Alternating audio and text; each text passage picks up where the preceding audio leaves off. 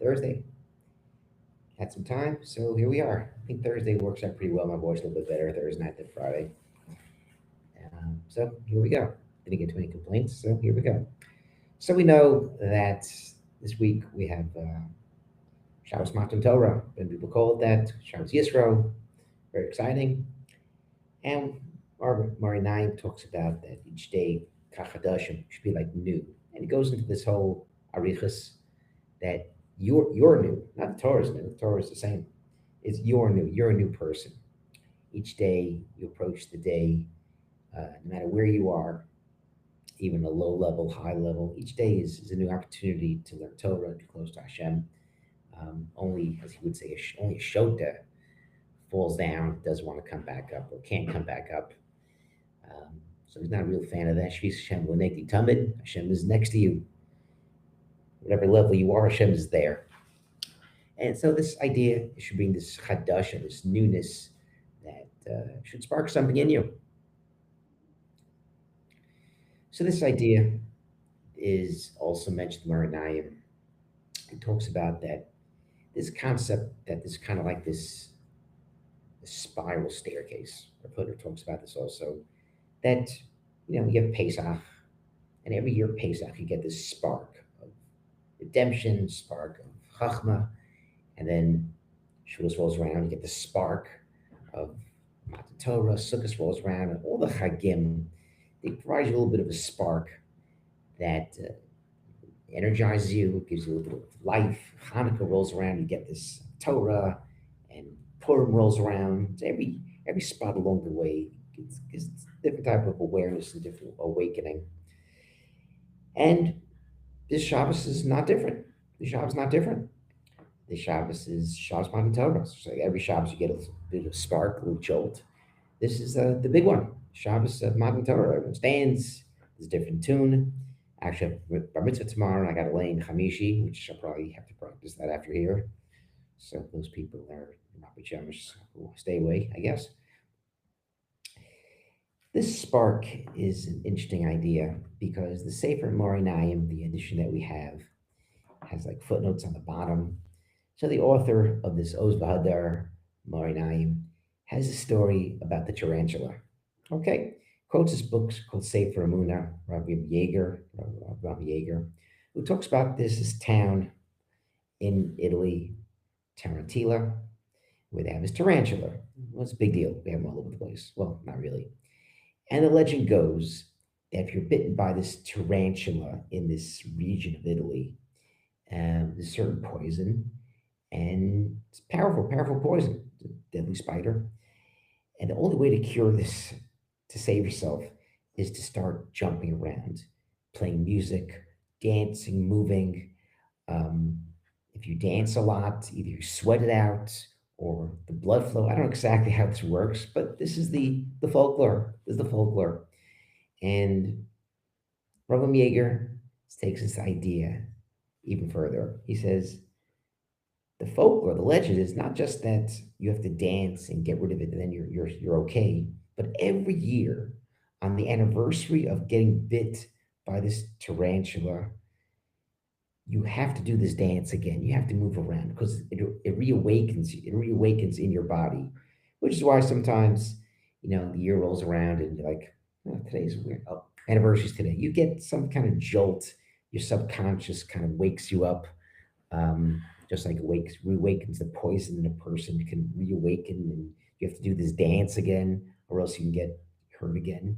This idea is part of what we're trying to really come across by Chadasha. That Torah should be new to you, because you're a new person. And it's not just another daf, another parsha, another day. It's really another time to really set the day, be close to Hashem. It's a brand new opportunity. And this is the idea of this newness. And those people who are following, so my status from last week, the Rambam Yomi, 1,017 days, 3 years and change, completed on Monday. And I was zocheh to go to the kever of the Rambam on Sunday, finished the last halacha there. And it kind of got me thinking, really, there's a strong parallel what the Rambam is doing in this week's parsha. We know that the second most important father-in-law story. Obviously, Laban's the first. Most important father-in-law story. Yisro comes to the Midbar, and the first thing tells Moshe, "Don't like this approach that you're doing." Okay, that's like a typical father-in-law. You have to give Musar. Even your son-in-law is Moshe Rabbeinu, father-in-law's father-in-law. You have to kind of say what you think is best. But he doesn't may. Moshe, it's going to wear you out and it's wear the people out. And Moshe agrees to this. Moshe agrees to this. And from there, whether it's before Mount Torah, after Mount Torah, no, different machlokas. But this actually is a good approach. Moshe agrees to it. Makes a lot of sense. Moshe, I'm sure, had the ability, had the strength, stamina to judge people all day and all night. Yeah, Moshe goes to 120. He was in great shape. Um, but the people are missing something. Think about yourself. If you are going to call the rabbi and all of a sudden you can't get through on the phone, or you go to the shul and there's 10, 15, 20 people ahead of you with questions and questions, you may stay, you may not. You may say, you know what, heck, I'm sure it's kosher. You know what, I wasn't sure about this muktzah or not, but I can't find the rabbi, he's not answering his phone. There's a long line of people. I'm sure it's fine. Or like last week, I made a mistake with the truma. I was taking the oranges off the tree, and one of my guests who was helping with the tree, getting the oranges, took the truma from the week before and put it in the oranges, the tevel. And I'm freaking out. It's only 50 oranges, but I asked the Rav, and the Rav told me what to do, how to redo this. But the point is, if you can't get hold of your Rav, because there's 50, 100, 70, 1,000 people online ahead of you, you may not do this. And this is the idea, I believe, that why this worked really well to Moshe. Were these people going to know as much as Moshe? No. These people, they didn't speak to Hashem. They really had to learn and get trained in how to handle halacha and handle questions. Yes, not be perfect, but the idea is that now the halacha and Torah can be spread and it's more accessible to people. And this kind of really rolls around to the Rambam. Mishnah Torah. There was not a halacha book until the Rambam put it together. And that's all there is to it. And the Rambam literally today in the second parak talks about, the third parak, excuse me, talks about, what's taking place, as people moved away from Eretz Yisrael, from Bavel, and now you have a Gemara, and you may not know how to read the Gemara, and you're stuck. You're stuck. What do you do? And the Rambam took the opportunity and the foresight to create a book that spans every part of Jewish life. There's Avelis, there's Kiddush HaChodesh, there's Shabbos, there's Edis, there's Nezikin, there's Geras, there's Tshuva. Obviously, we all know Tshuva.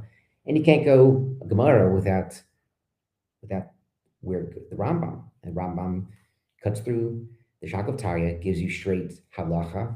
And while the Ravid wasn't a crazy fan of it because he doesn't quote where it comes from, and people maybe greater than the Rambam could also paskin. So it's not like we paskin nowadays from the Rambam, but the idea of the Rambam to be able to send this book all over the world, and people can now open up halacha book and still feel close to Hashem, still feel close to halacha.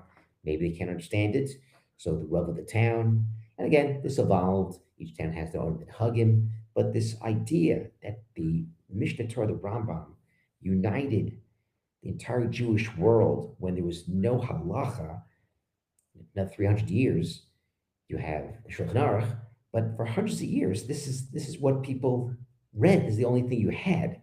This is something that I think is a parallel. Just like we see that Yisro convinces Moshe to decentralize the Torah, have people more accessible to Torah. Exactly what the Rambam does. Again, Moshe lo kam Moshe. And it brings me to this spark that we said before, this ability to inspire people. It's really, as I mentioned, my son Moshe, who's been doing the Rambam for years. 3 years ago, do it. And he finally convinced me to do it. And here we are, a couple years later, they'll go through the cycle of the Rambam with his inspiration. And I actually inspired two other people, my nephew, Noel Davidson, and Tribes from Shul. Um, and this is important. So it's not just getting a spark or being lit by the Torah, but the ability to kind of inspire other people is something we should have. And the excitement that a person has in their day learning Torah is contagious. If you're really excited about Torah, you're talking to people in Torah, you're inviting them to a chabura, getting them to understand, to learn Torah, go to a shir, go to a chabura. So that's something that I think is the big takeaway really from the week of the Rambam. The Rambam, his idea and his life was to spread the Torah all over the world. And our purpose is exactly that. Our purpose is to really spread the Torah, one spark at a time, one person at a time. And with that, Shabbat Shalom.